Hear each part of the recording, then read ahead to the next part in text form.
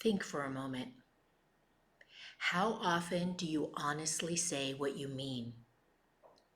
If you're a leader, a manager, or coach, then you're most likely familiar with interpersonal communication, which is the exchange of information via verbal and nonverbal communication and cues to be able to accomplish a goal together. Or, they could be personal or professional.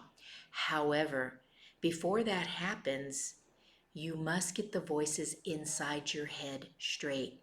You must be the authoritative leader over what goes on here before what comes out here. And that's intrapersonal communication, and it's ground zero for all that we think, say, and do.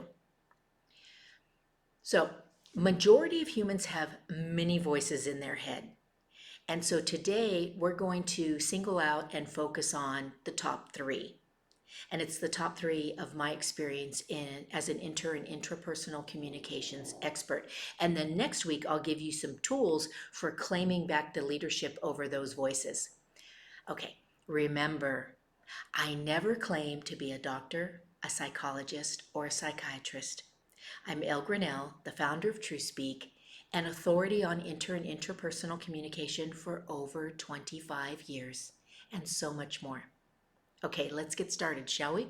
So those top three voices are, first, your benevolent voice.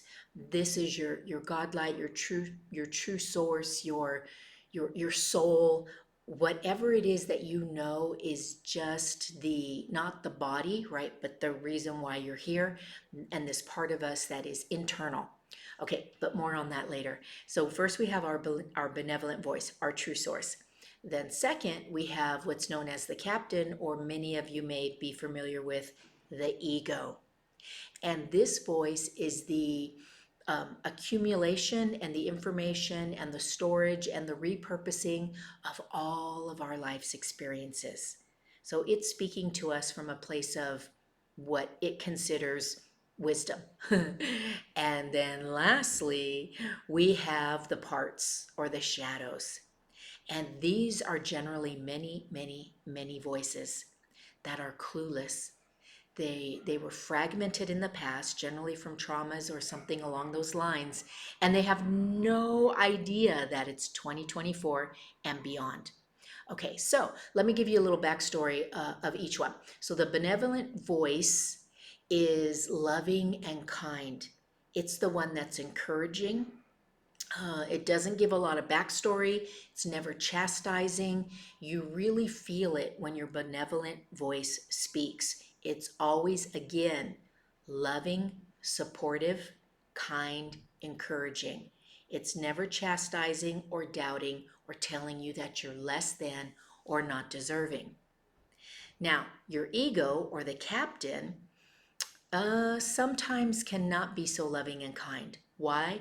Because it's taking all the experiences over your lifetime and combining them into what it believes is the best advice for you in this situation. But the problem with the ego is it's making the decisions, and it's not always connected to the true source. And it's making decisions on past experiences. So, yes, our past experiences do shape us, but we can flip that script and rewrite that book at any given moment. Then there's the shadows and the parts. These little suckers run amok. These are the ones that give us imposter syndrome. They make us second guess ourselves. They keep us awake at night with crazy questions, and so much more. And what's sad is they are little fragmented parts. So have you ever gone walking somewhere, in nature, and you get those little tiny burrs or spurs or stickers on you? That's what parts and shadows are like. So yeah, they went along on the walk. Yes, they were with you, but they're just now along for the ride. Okay, at one point in time they had a purpose, but they no longer do. And how do you know it's these voices? Because they're not loving and kind. They're doubting and fearful and all of that, like I mentioned early. Okay, so when you're getting these voices, it's time to take a breath or two or three. Exhale longer, deeper, and slower than you normally would.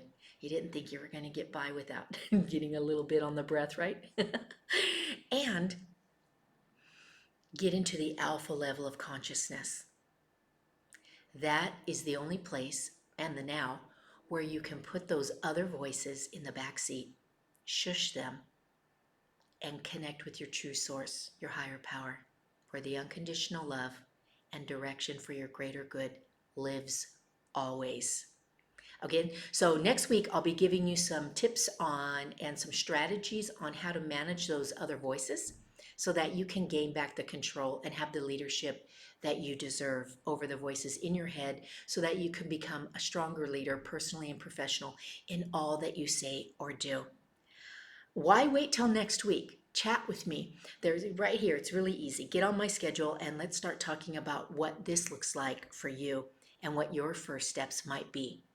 And oh, of course, as always, please follow, share, like, subscribe, comment. All of those things are a huge way of saying thank you for the information, especially when you subscribe and when you follow and when you comment, and more importantly, when you share.